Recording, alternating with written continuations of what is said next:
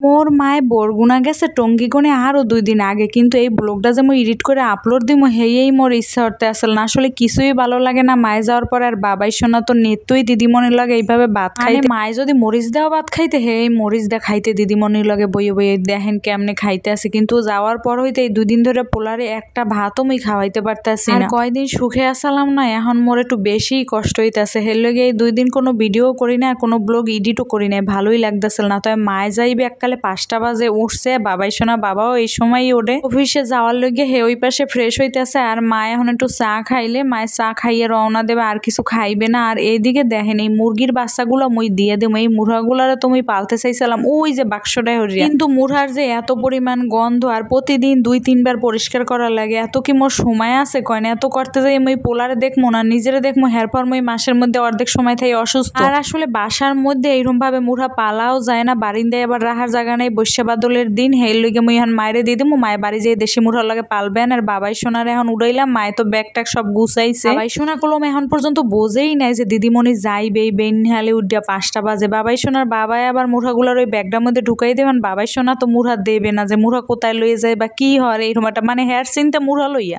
আয় যখন নিচে যায় তখনও বোঝে নাই, কিন্তু যখন গাড়ি তোড়ে সেই সময় বোঝে। দেখা মনে আপনাকে ধর ওই সময় যে মোর এতটা কষ্ট লাগছে, মোর মায় চলিয়ে যায় হেইতে যে মোর কষ্ট লাগছে, আর সে তো অল লইয়া লাগছে বেশি। আসলে এটা প্রত্যেকটা মাইয়ের লগে একটা কষ্টের সময়, আপনারা তো জানেনই। মায়ে আইলে ভালো লাগে, মায়ে যাওয়ার সময় তো কষ্টই লাগে। দেখছেন এখনো কিন্তু অন্ধকার, ওই যে মায়ে নিচে গেছে আফসা আফসা দেখা যায়। বাবাই শোনা বাবা গাড়ি বের করছে, এখন বাবাই শোনা বোঝে। দেখেন দিদিমণি ডাকে কেমনে।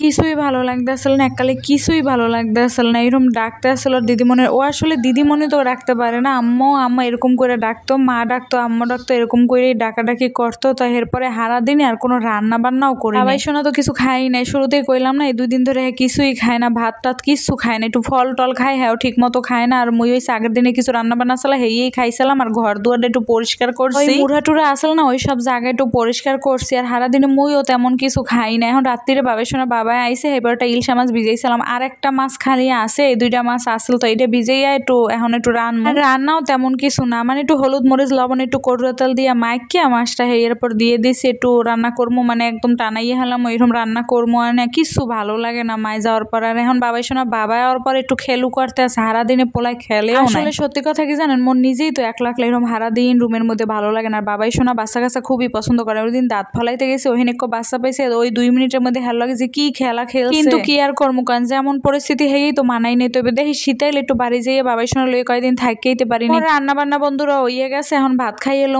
এখন হইতে মগো মাই পুত্র 1 লাখ লাই ব্লগ আপনারা দেখবেন, মগলকে আশীর্বাদ করেন।